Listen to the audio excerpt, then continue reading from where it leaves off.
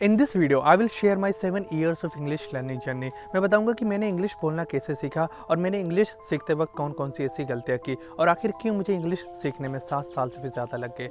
Watch this video till the end.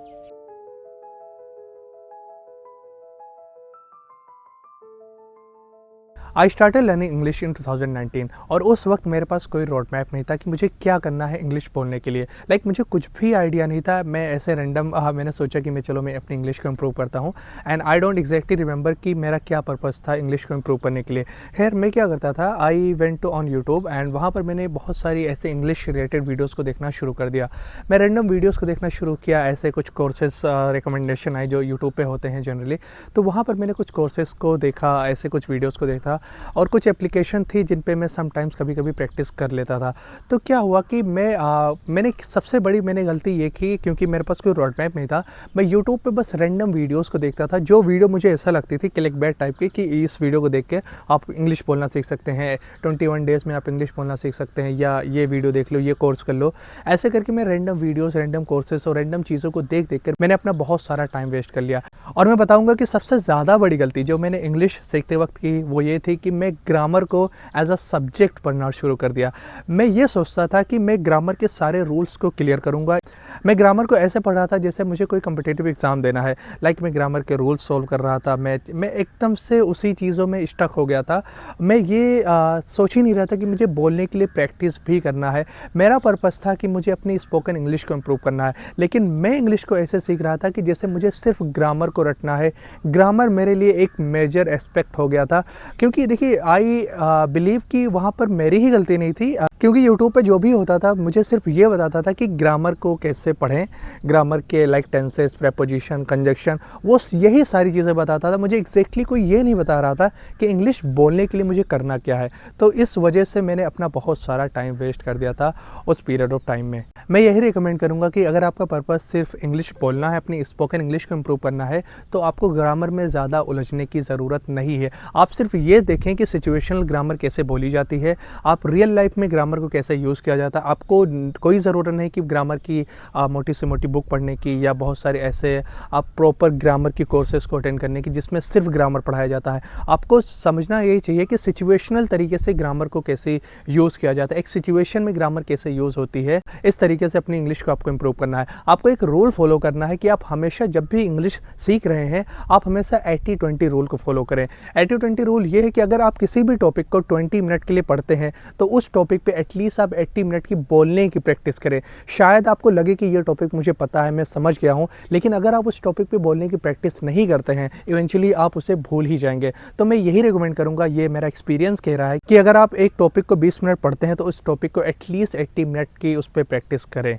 By the way, let's continue with my journey. So after 1 or 2 years मैं English बोलना तो नहीं सीख पाया, लेकिन मुझे कुछ आइडिया हो गया था कि इंग्लिश क्या होती है।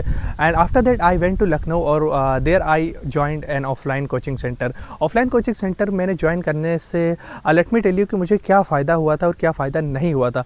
आयरनी इस बात की थी कि वहाँ पर भी मुझे सिर्फ ग्रामर ही पढ़ाई जा रही थी।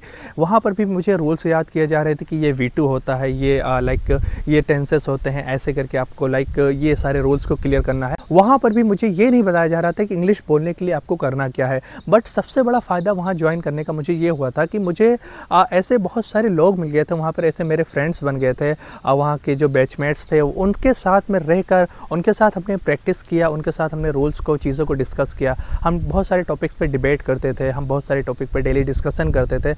एक मेरा फ्रेंड था, हिज नेम इस अमित, उसके साथ में डेली कोचिंग से घर तक पैदल आते थे हम लोग या साइकिल से आते थे। तो हम on the way daily communicate करते थे, कन्वर्सेशन करते थे। आई रिमेंबर कि उस वक्त लखनऊ में मेरे करीब 5 से 6 दोस्त थे और सारे सिर्फ इंग्लिश बोल रहे थे। तो उसका मुझे सबसे ज़्यादा फ़ायदा हुआ, क्योंकि मेरा पूरा इन्वायरमेंट धीरे धीरे करके एक इंग्लिश का बन गया था। तो उस चीज़ ने मुझे सबसे ज़्यादा फ़ायदा किया। तो इन सारी चीज़ों को जब मैं देखता हूँ तो मुझे यही लगता है कि इंग्लिश को बोलने के लिए ज़्यादा इम्पोर्टेंट ये है कि आप उसे बोलें।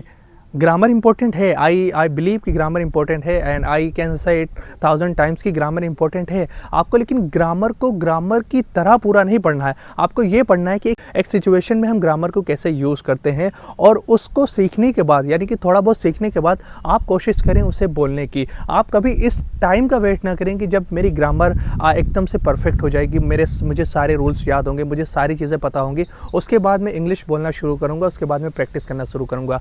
आप अगर आज से इंग्लिश बोलना शुरू कर रहे हैं ना, तो आज से ही आप रियल इंग्लिश को एक्सपोज हो जाएं। लाइक आप रियल इंग्लिश की कंटेंट देखें, आप प्रैक्टिस करना शुरू करें, चाहे आप चीज़ों को रिपीट ही करें, चाहे आप चीज़ों को याद करके ही बोलें, लेकिन आप प्रैक्टिस करें, आप बोलें।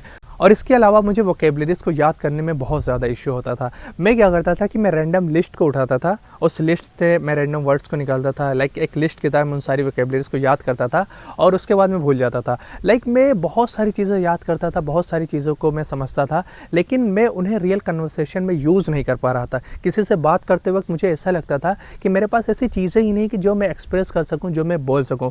ये सारी डिफ़िकल्टीज़ मैं फेस करता था। तो मैं आपको यही रिकमेंड करूँगा कि जब भी आप वोकेबलरीज़ को याद करें, उन्हें कॉन्टेक्स्ट में याद करें, उन्हें स्टोरीज़ के थ्रू याद करें, एक सिचुएशन में कैसे वो वोकेबलरीज़ यूज़ हो रही हैं, उन्हें आप उस हिसाब से उन्हें आप याद। तो वही जो मेरे कॉलेज के फ्रेंड्स थे, जिनके साथ मैं डेली डिबेट करता था, डेली डिस्कशन करता था, और कॉल पे इंग्लिश में बात करता था, और धीरे धीरे करके ऐसे ही मेरी इंग्लिश फ्लुएंट हो गई। And let me tell you कि मुझे बहुत सारा टाइम लग गया अपनी इंग्लिश को इम्प्रूव करने के लिए। And the only reason was कि मुझे पता नहीं था कि क्या करना है, किस सीक्वेंस में चीज़ों को करना है। और आज जब भी मैं सोचता हूँ, मुझे लगता है कि इतना टाइम जो मैंने अपनी इंग्लिश को इम्प्रूव करने में लगाया है, मैं वो पूरा काम 3 से 4 महीने में कर सकता था अगर मेरे पास एक प्रॉपर रोड मैप होता।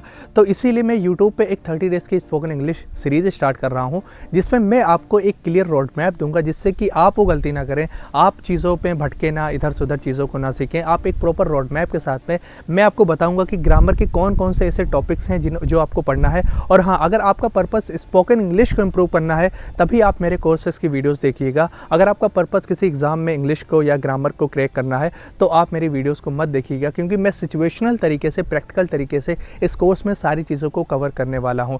अगर आपको ये सीरीज चाहिए जिसमें मैं पूरे ग्रामर के टॉपिक को एक सीक्वेंस में क्लियर करूं, और आपको ये भी बताऊं कि प्रैक्टिस कैसे करना, और सारी चीज़ें मैं आपको इंग्लिश बोलने के लिए जो रिक्वायर्ड होती हैं वो मैं आपको बताऊं, तो इस वीडियो पे कमेंट करें सीरीज़।